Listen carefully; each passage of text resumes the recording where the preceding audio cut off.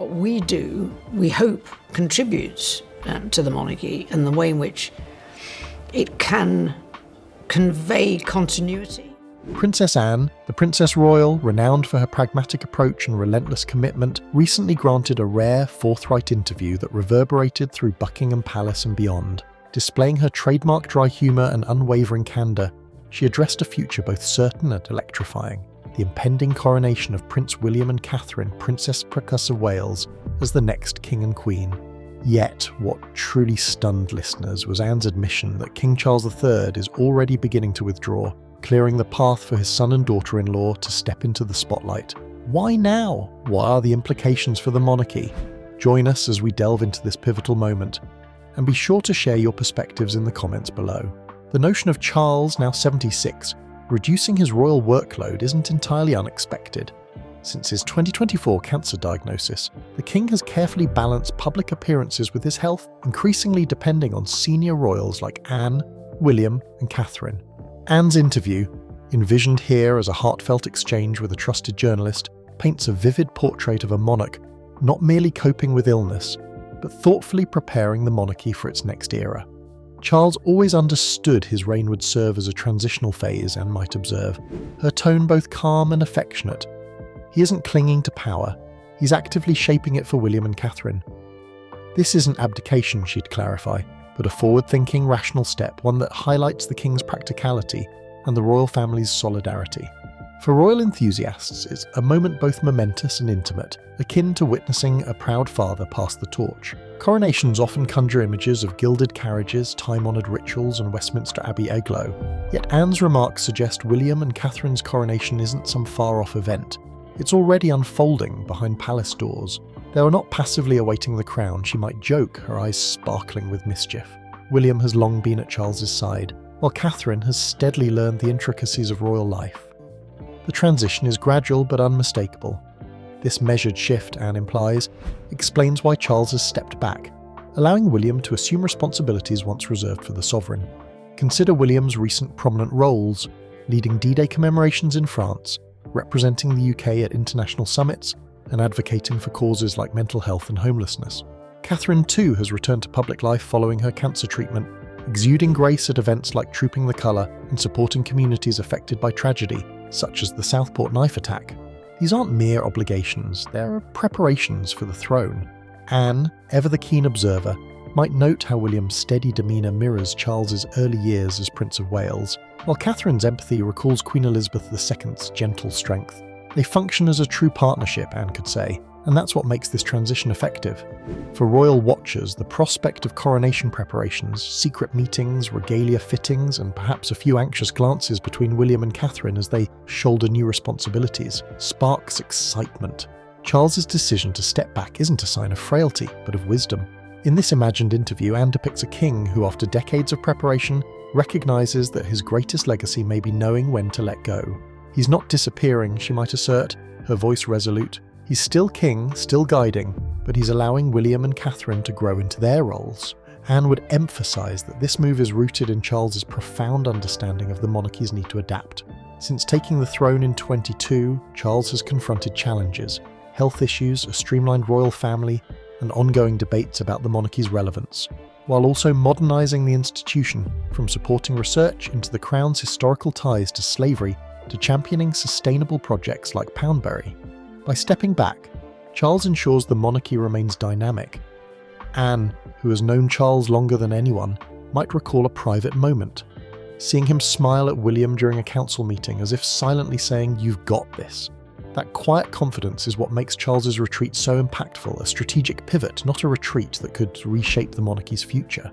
If Charles is the bridge, William and Catherine are the destination, a couple ready to redefine the institution with a blend of tradition and bold innovation.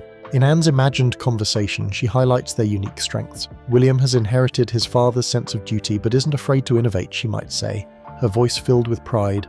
Catherine, meanwhile, possesses a rare ability to make everyone, from children in hospitals to world leaders, feel truly seen.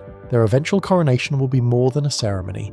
It will signal a monarchy that is approachable, engaged, and fit for the 21st century. Their public efforts tell a compelling story.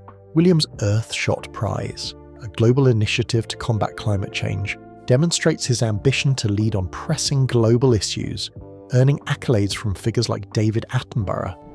Catherine's Shaping Us campaign, focused on early childhood development, reflects her dedication to societal change, grounded in years of research and quiet visits to community centres. Together, they have reimagined royal engagements, favouring hands-on involvement over formal banquets. Think William chatting with firefighters or Catherine kneeling to comfort a shy child. Anne might recall with a chuckle how William once confided he'd rather be out meeting people than stuck in meetings. That's his strength. He's at ease with the public. But it's not just their official roles that set them apart. Behind closed doors, William and Catherine are a team, balancing royal duties with family life. Insiders speak of late-night strategy sessions at Kensington Palace, reviewing schedules or brainstorming ways to modernise the monarchy. Their partnership is evident in subtle gestures, a shared look during tense moments, a reassuring hand at major events.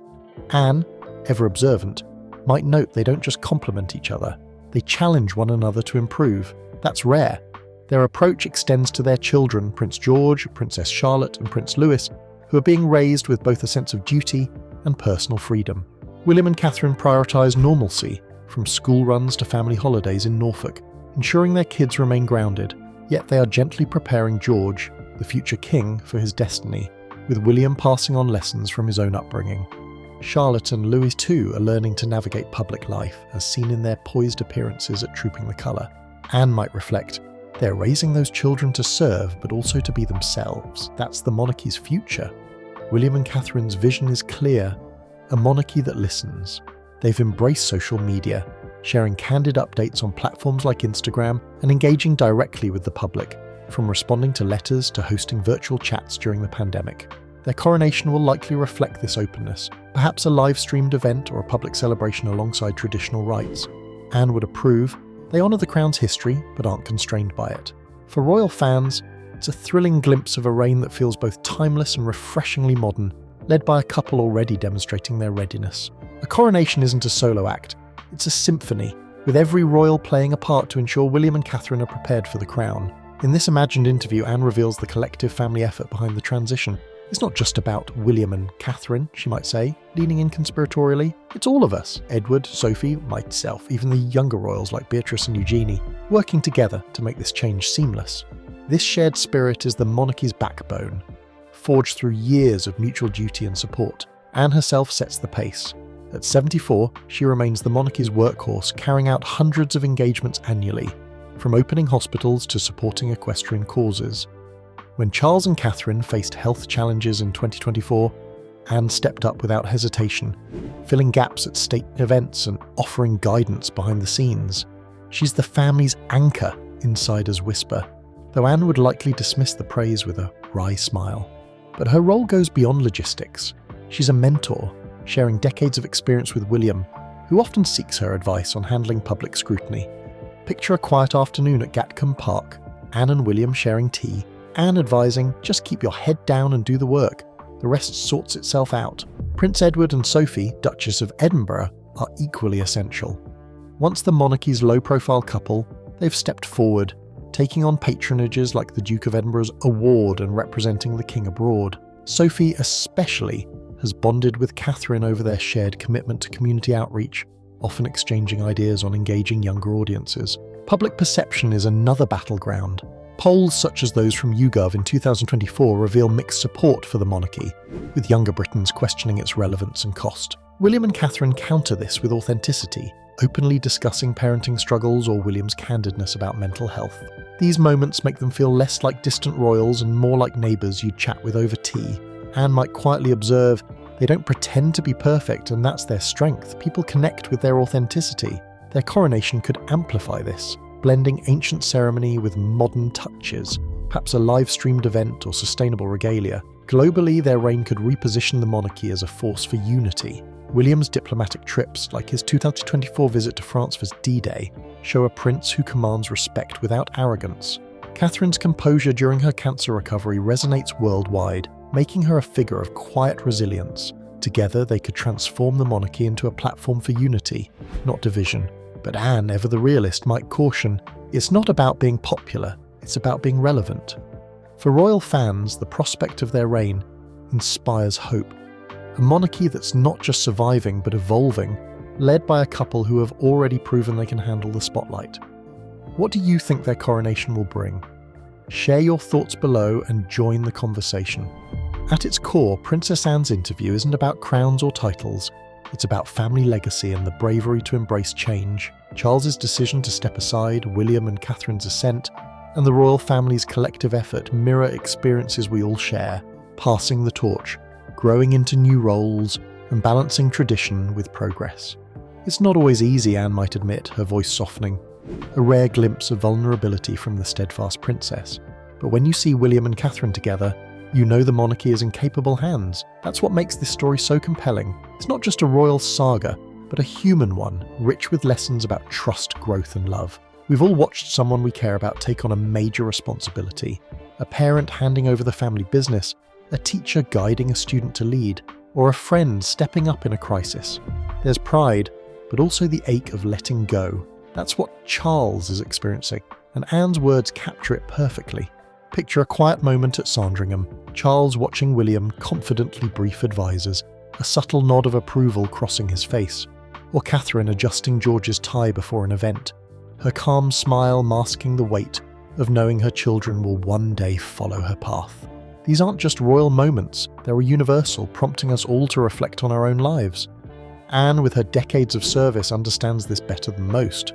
She's witnessed the monarchy's evolution through triumphs and turmoil, from Queen Elizabeth II's steady reign to Charles's modernising vision. Her support for William and Catherine is more than duty, it's personal. They're not just my nephew and his wife, as she might say, a rare smile breaking through. They're the future, and they're ready. This resonates because it reminds us that even in a world of palaces and protocol, the heart of the story is family. Imperfect, hopeful, and striving to do their best just like ours. For royal fans, this transition feels like watching a beloved narrative unfold. Remember William and Catherine's 2011 wedding? Their nervous smiles lighting up Westminster Abbey? Or their wave from the Buckingham Palace balcony, promising stability and a new generation ready to bear the crown? Now, as they prepare for their coronation, those promises are being fulfilled. It's not about pomp or power, but about people rising to the occasion, supported by those who love them. What's your favourite moment from this royal journey? Perhaps it's picturing Charles's quiet pride, or Catherine's steady hand guiding her family through change. Share your thoughts in the comments. We'd love to hear them. And stay tuned for more stories that bring the royal family closer to you. Next up, a look at how Prince George is stepping into his own royal role. Don't miss it.